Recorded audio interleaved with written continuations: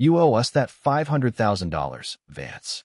It was built under my roof, which means it is absolutely my money. Wire the funds to my account by Monday morning, or you are completely dead to this family."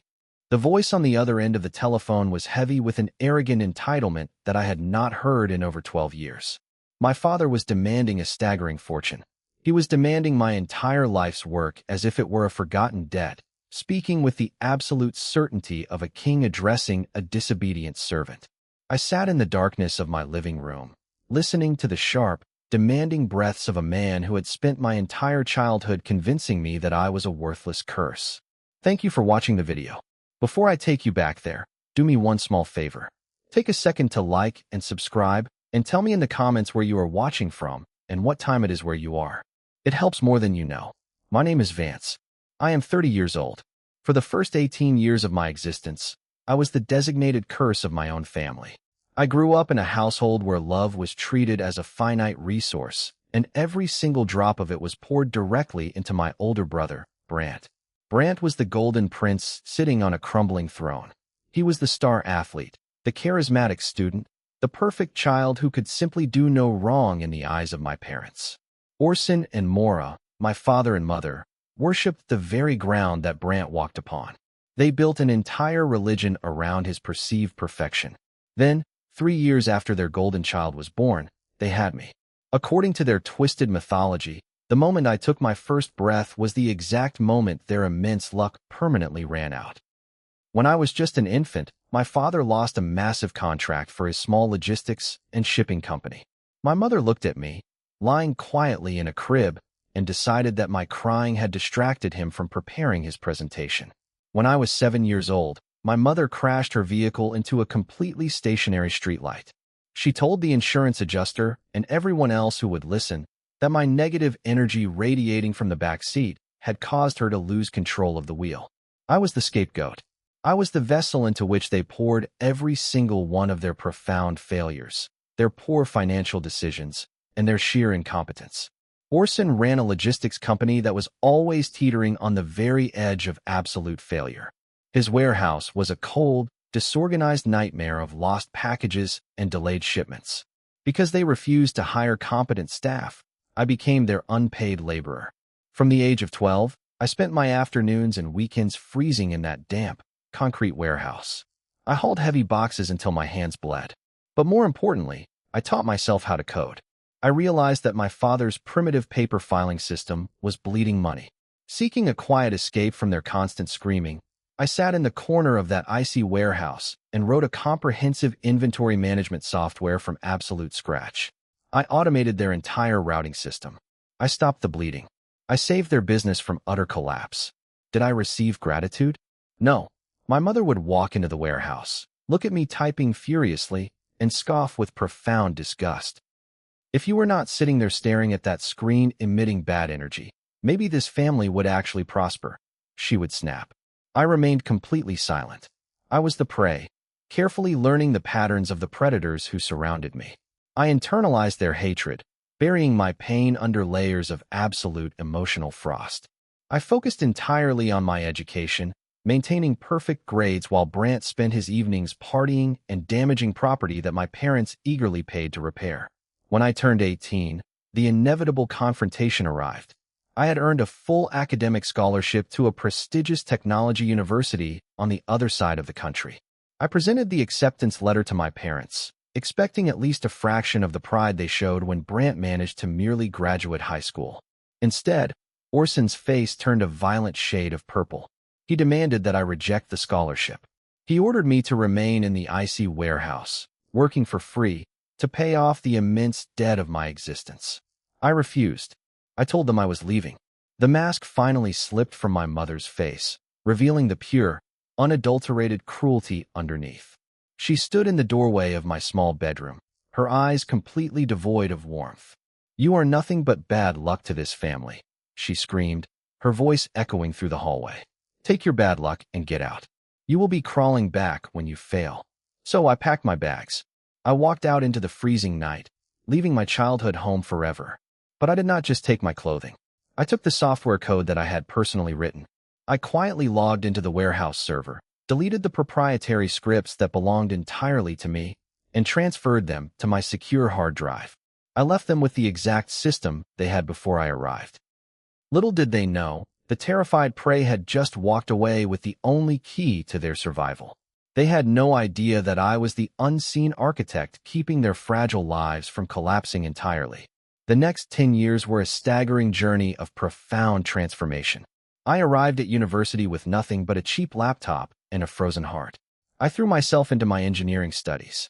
I refused to let their toxic voices echo in my mind. I met Lyra, a brilliant financial analyst who saw through my icy exterior. She was warm, fiercely intelligent, and completely unwavering in her support. With her encouragement and the guidance of a veteran business mentor named Hayes, I took the foundational code I had written in that freezing warehouse and expanded it into a revolutionary supply chain management platform. We launched a startup. We worked relentlessly. We secured contracts with major national retailers. 5 years after launching, a massive technology conglomerate purchased my company. After all the taxes, investor payouts, and legal fees were settled, my personal liquid share was exactly $500,000. I was 30 years old, completely debt-free, and standing at the helm of a staggering personal empire. I purchased a beautiful home, I proposed to Lyra, and I built a life utterly completely insulated from the toxic wasteland of my past. A local financial magazine published a feature article on my success, highlighting my journey from a working-class background to a tech innovator. I did not send the article to my family. I had not spoken to them in 12 years. I assumed they were nothing more than ghosts. I was wrong. While I was building an empire, Brant's golden throne had completely crumbled. He dropped out of college after 2 semesters. He bounced between minimum wage jobs, constantly getting fired for insubordination. He moved back into my parents' basement, a 33-year-old man completely consumed by his own immense entitlement. Orson's logistics company, completely stripped of my automated software, had predictably spiraled into absolute chaos. Packages were lost. Contracts were canceled.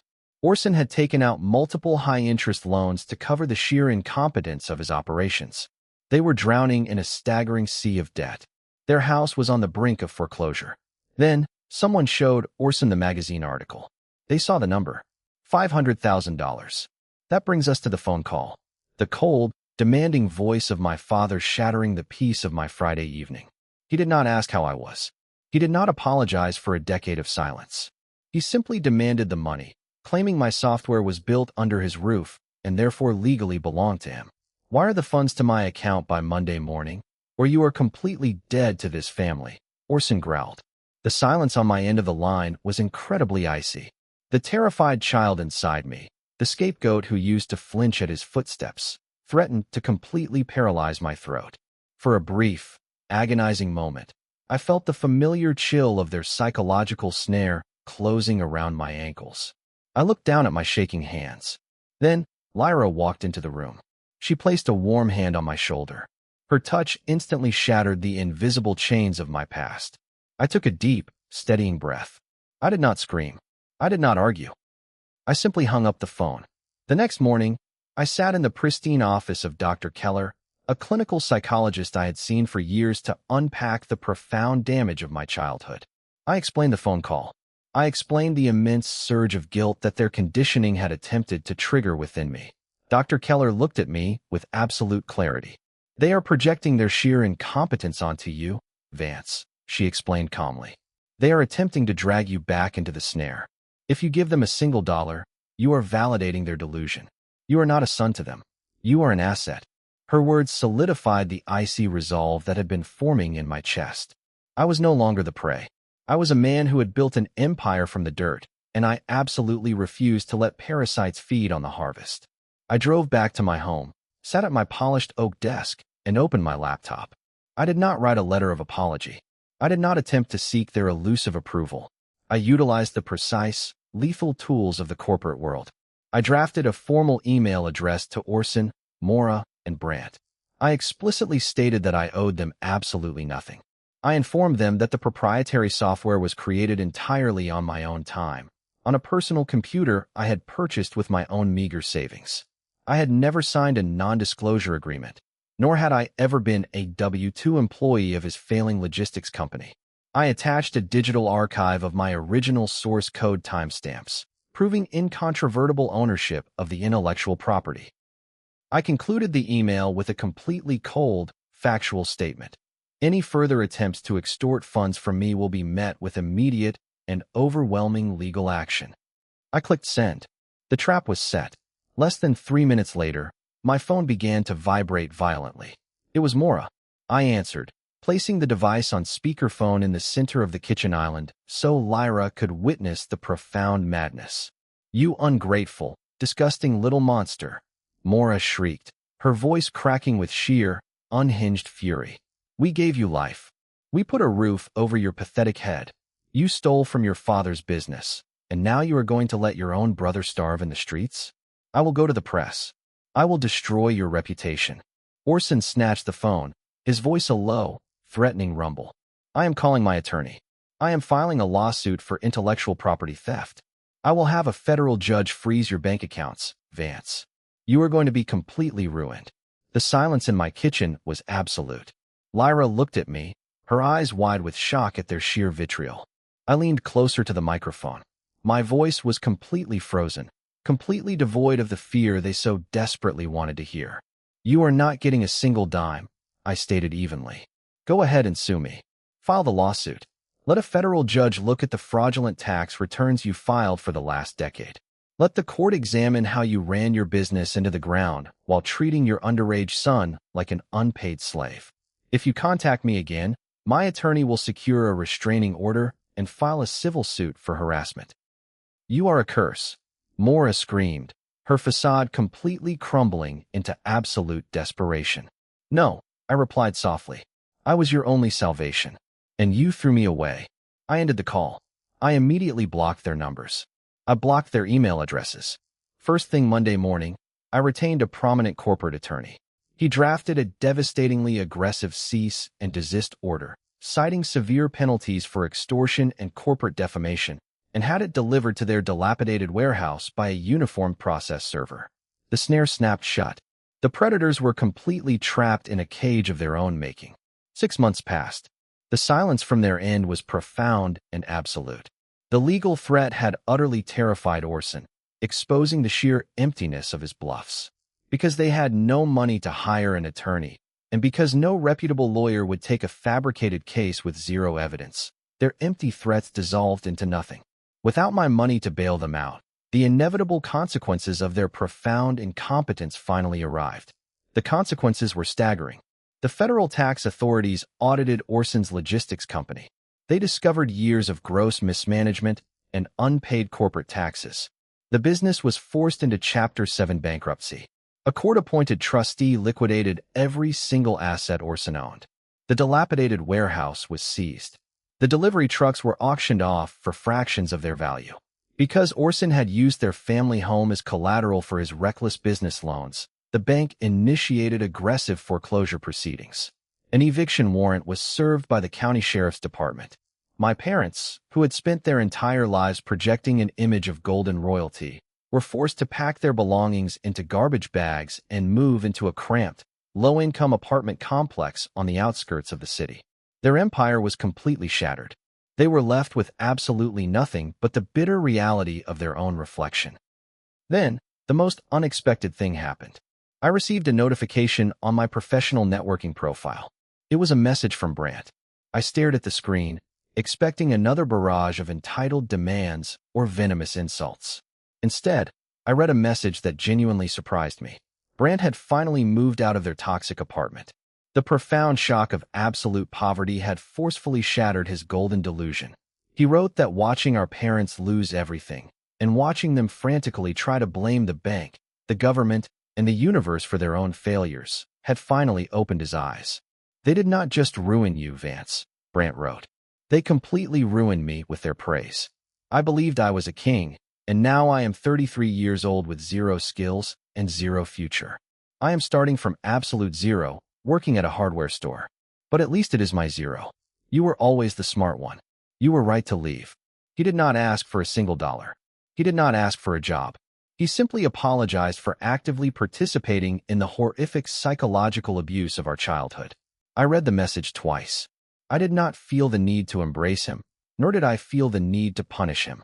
I simply felt a profound sense of closure.